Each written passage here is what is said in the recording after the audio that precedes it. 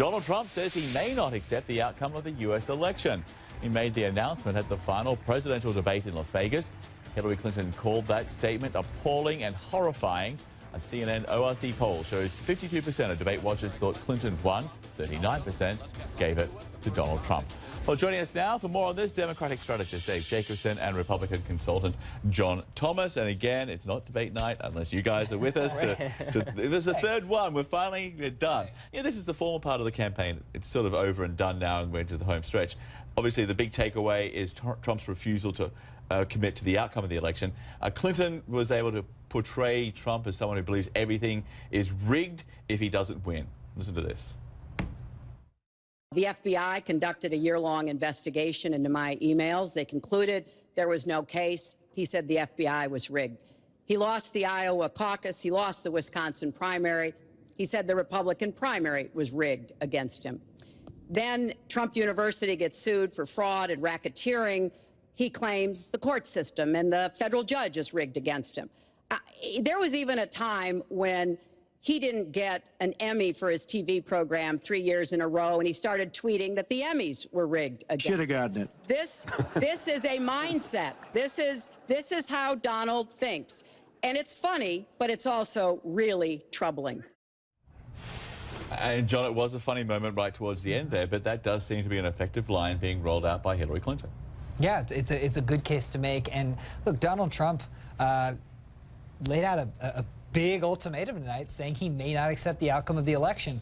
I will say, in fairness, Al Gore similarly contested an election. Contested, yeah, but never ever said he would not accept the result. Well, Donald Trump said it's not that he said he wouldn't, he said he may not, depending upon what happens, because Donald Trump thinks there's massive voter fraud.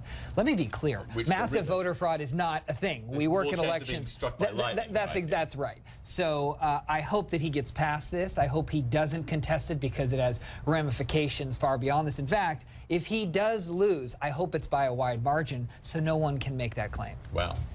I thought it was an explosive moment, but it was also disqualifying of his presidency. Like, we've heard some outlandish, outrageous things from him throughout the course of this campaign, how he treats women, what he says about Muslims and other minorities and Latinos. Like, this was beyond the pale. This was too extreme. We're at a point now where Paul Ryan needs to detach himself from Donald Trump, not by saying that he's not going to defend him and he's going to be silent. He needs to remove his endorsement. Mitch McConnell, the leader of the Senate, also needs to do the same. The RNC needs to do the same. This is something that is beyond party if you want to put your country first. And I think it really underscores his scorched earth campaign and the fact that this guy is so selfish and so self-centered that he will undermine the fabric that holds our democracy together. Is he burning down the Republican Party? Well, I guess that's potentially, the question. But I think the rigged line was an opportunity until he made that particular statement. Rigged in the sense of saying the establishment, pick your poison, the Republican establishment, the Democratic establishment, corporate interest establishments want me to fail. And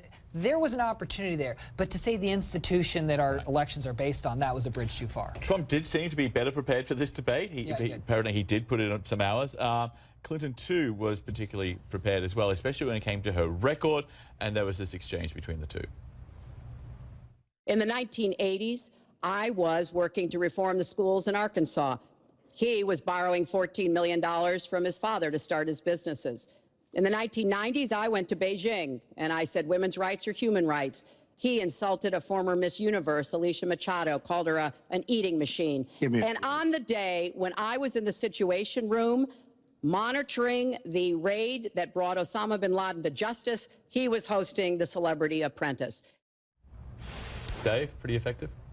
Absolutely. I mean, this is a contrast that she should be pursuing throughout the rest of the election. I mean, I think it really underscores the difference between these two candidates. I think later in the debate, Donald Trump said, look, you would be so proud of me, Hillary, and everybody would be so proud of me if I conducted the country or ran the country like I did my business. I don't think he understands what that means, though. He exploited workers by shipping jobs overseas. He went bankrupt multiple times. He didn't pay small business vendors at his casinos. I mean, this is a guy who's got a terrible business record, and he shouldn't be proud of it. Well, she actually, I think it could have, if she was running against a talented opponent, she exposed a vulnerability. She's running on her experience, which by and large, the direction of the country, people don't like. That is a vulnerability. But they don't like it every election cycle. I mean, every election cycle, there are people who are concerned about the direction of the company. 70% of Americans, I mean, are concerned about the direction of the country. Right, it's particularly high right now.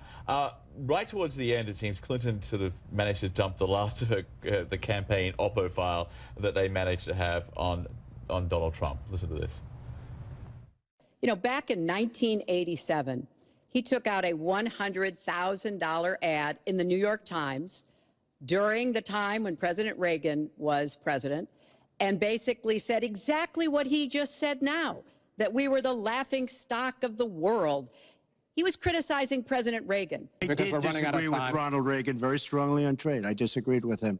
We should have been much tougher on trade even then. I've been waiting for years. Nobody does it right. And frankly, now we're going to do it right. All right. As a Republican, I mean, did you just get heart palpitations then or break out in sweat? Well, no, I think he's being honest. I mean, Donald Trump is a populist. Right. He's not a classic Republican. So I think he was having an authentic moment. Here's the big takeaway for tonight. There was nothing that shifted the direction of the race tonight. And so now it is in God's hands of what happens.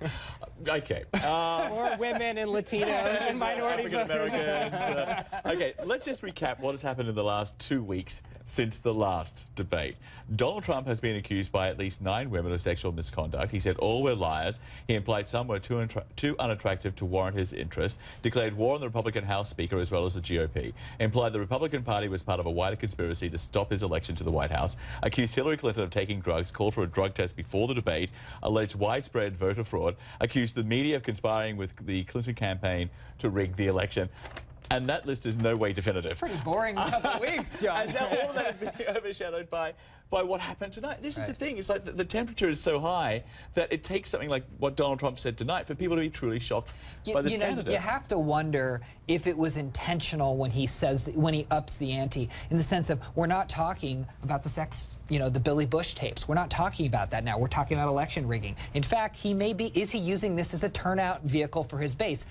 I'm not sure if it might be by accident. I think it's more of a transition to Trump TV, which we've heard rumors and rumblings about the possibility of that. And I think he's like trying to build and establish a fan base and a revenue stream for that because he knows that he's in a position to lose. A poll came out today by the Arizona Republic that he's down 5 points in a red state like Arizona. Hillary Clinton's up in Georgia. Yeah, right. I mean, she's got a lead of 8 points nationally if you look at the polling averages. Yeah, he wants $9.99 a month for the subscription service from 30 million. Trump fans. Yeah, and there was this one moment in the debate. We've talked about how much he needs women, he needs African Americans, he needs Latinos, and then he said this.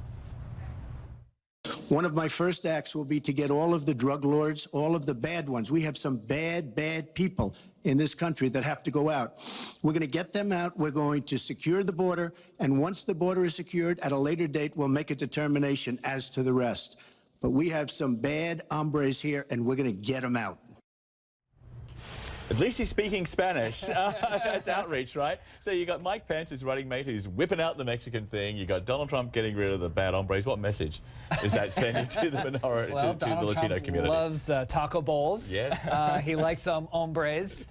Look, Donald Trump, although he's a gaffe machine, he also is real. And there is something that is appealing to that. Now, Hillary Clinton, it is so sicky sweet, all of the canned lines. So she has it on the reverse side. The only difference is her lines just leave you with bad taste in your mouth. It doesn't turn you off. And to that point, the WikiLeaks have continually exposed what has been a highly controlled, almost cynical campaign in dealing with the press and dealing, with just the public in general. Okay? Sure, but it's been a drip, but you haven't seen like a bombshell like we saw with the 2005 audio tape of Donald Trump, and it's been largely like her staffers, John Podesta or Robbie Mook. It hasn't like been any bombshell announcement just her from Hillary. senior level staffers that have been with her for 20 plus years. It's been embarrassing, but not huge, I think. Is that a fair Right, they statement? pale in comparison to Donald Trump's like actual audio tape, which is like his voice, right? That's the difference. Okay, finally here, pollster Nate Silver, he of the legendary polls. He looked at the numbers. Going into the first debate, Clinton was up 1.4. Before the second debate, she led by 5.6. Going into this debate, she was up 7.1. Clearly, Donald Trump does not do well in debates if you look at those numbers. Dave, prediction for the polls in the coming days? I think you're going to see a continuous uptick. She's got the momentum. She's got the wind at her back. There's real electricity on the ground. I just saw a poll that came out of Texas the other day that she's within the margin of error in Texas. Texas. That's a safe Republican state. My prediction is it's gonna naturally tighten back. But the problem is, even if Donald Trump runs perfectly for the remaining time, there's probably not going to be enough time to close the gap. Yeah, this race seems to be like a 5 or 6 point race on a rubber band, and it keeps coming back, but we'll see. Well, the other thing, if I could add, John, there's already been over 1.4 million people who have casted votes, 500,000 people just in Florida alone. And I think that's a significant issue that doesn't really calculate the polls because they're actual votes, people turning in their ballots. And the Democrats have a very good ground operation in getting those people to register and getting them to vote early, which Donald Trump does not have. It will be an interesting November 8th. Okay, guys, thank you so much. Thanks.